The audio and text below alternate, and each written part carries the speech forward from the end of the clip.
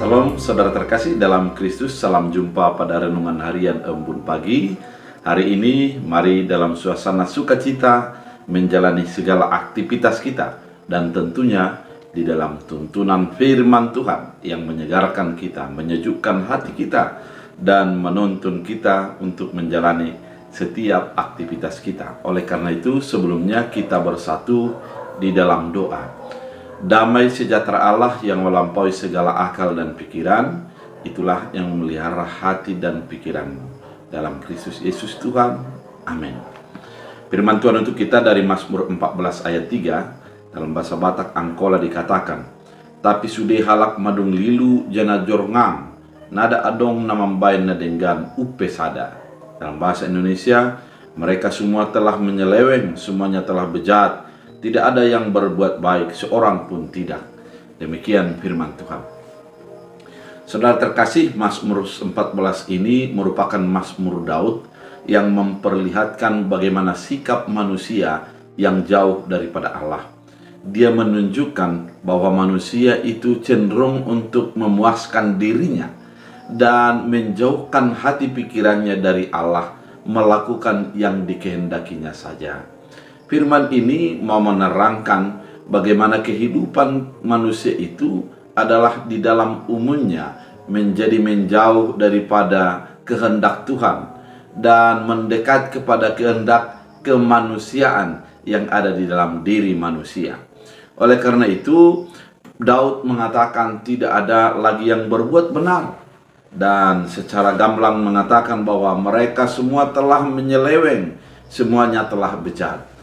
Saudara, menyeleweng dan bejat artinya keinginan yang dilakukannya adalah keinginan dirinya, keinginan hawa nafsunya, dan menjadi berbuat bejat dalam segala tindakan.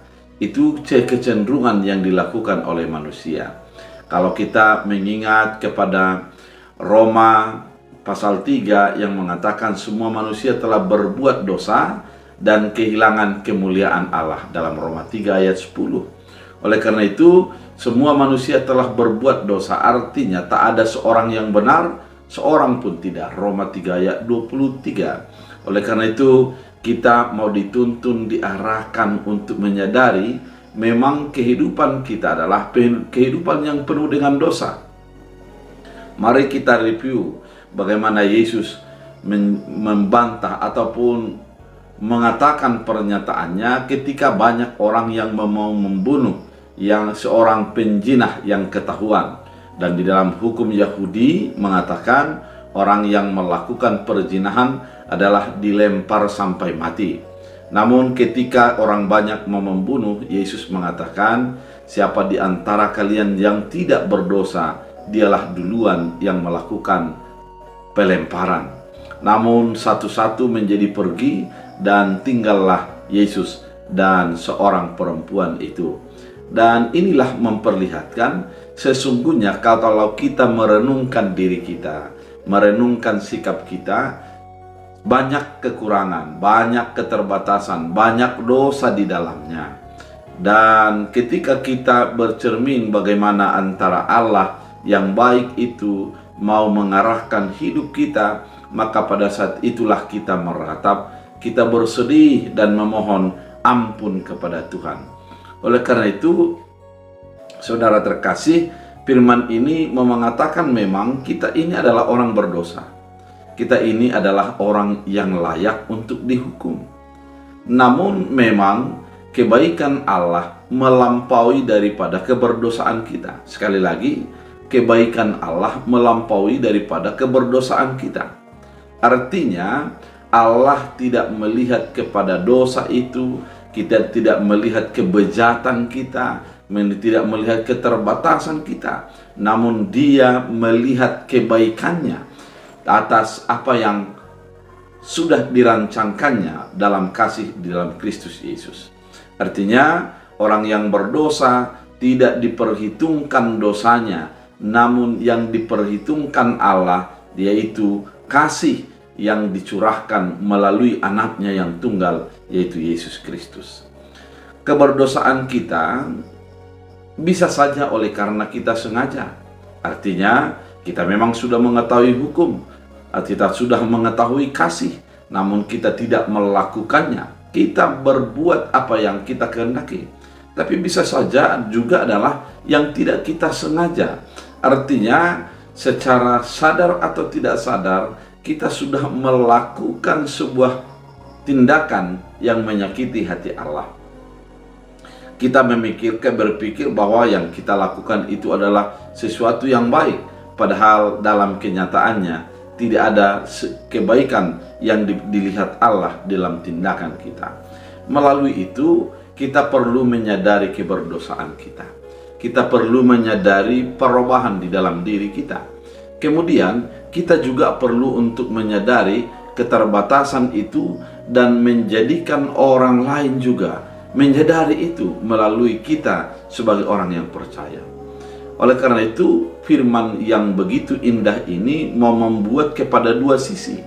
Yang pertama, kesadaran personal, kemudian kesadaran personal yang menarik orang lain untuk sadar terhadap dosa dan keterbatasannya.